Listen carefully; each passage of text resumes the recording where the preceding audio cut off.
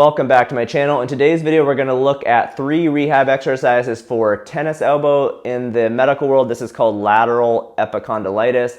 It basically describes pain right here on the outside of the elbow where the wrist and finger extensor muscles, which run through the forearm, they come up and attach right out here on the lateral epicondyle. So if you've got pain over there, maybe with a racket sport, tennis, something like that, or maybe gripping, sometimes this happens to weightlifters. It could even be just in the garden using shears or something. If you have pain on the outside of your elbow, stay tuned for today's exercises.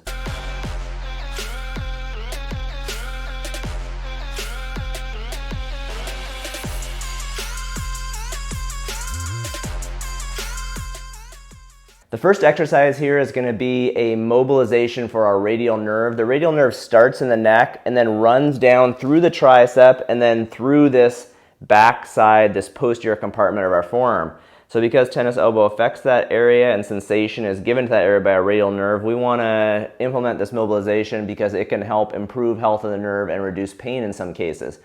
So for this mobilization, what you're going to do, your arm is going to go sort of back behind you and your wrist is going to go into flexion, which is sort of what we would do to stretch these wrist extensor muscles. A lot of people are familiar with that stretch. So we're going to go back into that position, which is going to put tension on that radial nerve. So when our wrist is stretching and on tension, we're going to move our head towards our arm, which puts the nerves on slack here. And then we're going to alternate. So when my head goes away, I'm going to bend my elbow and wrist and come up. So now the nerves are on tension here, but they're on slack on my elbow. So I'm going to go back and forth like this. And this is called a nerve glider mobilization or nerve flossing. Sometimes people have heard of nerve flossing, but basically we're pulling on the nerve on one end and then we're pulling on the other end and it pulls it back and forth, sort of like you can imagine using floss between your teeth. And this has been shown in research with cadavers. They put pins in the nerves and they've shown that these types of mobilizations help the nerves slide and improve that sliding ability. Okay, so for this one, go back and forth 10 to 15 times like this. You can do it multiple times throughout the day if it helps your pain. And it's one you can do every day. So that's our first one, a radial nerve mobilization. For the second exercise, we are going to start strengthening our wrist extensor tendons.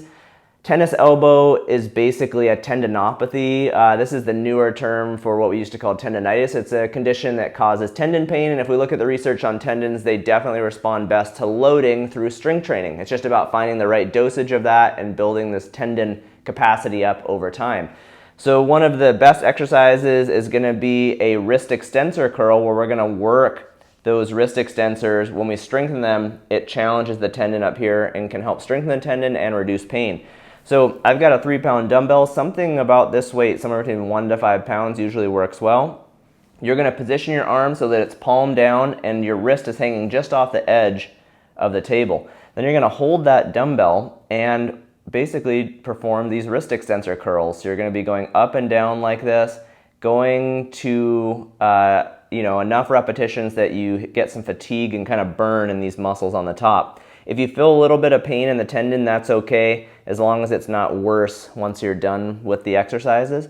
So you want to find a weight that's challenging, causes muscular fatigue, and challenges that tendon, but isn't so heavy that you can't go through full range of motion. You want to go through full range of motion like this, and you don't want to have more than moderate pain. So with this one, you're going to go for 3 sets of 10 to 15 repetitions. Again, just sort of repetitions to fatigue. If you go higher than 15 or you're a little less than 10, that's okay. Just work through that full range of motion. As I do them now, I can start to feel some fatigue up here, and if you have tendon pain, you'll probably feel it in that tendon.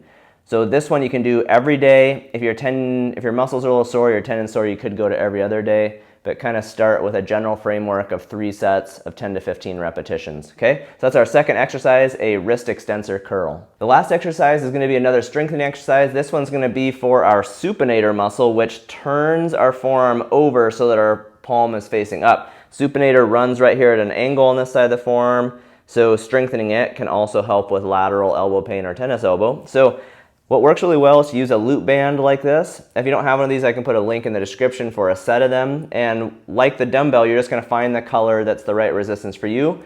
Then when you have that, you'll wrap it around your hand like this, and then kind of grab the band, kind of just grab the ends, and then you're going to pull some tension with the other arm and start with the painful arm palm down, and then you're going to rotate all the way over into full supination so your palm's facing up.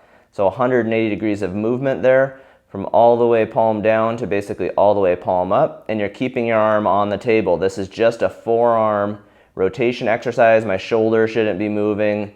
My elbow shouldn't be bending or straightening. It's just that forearm rotating over into supination, which again will strengthen the supinator muscle and help with lateral elbow pain.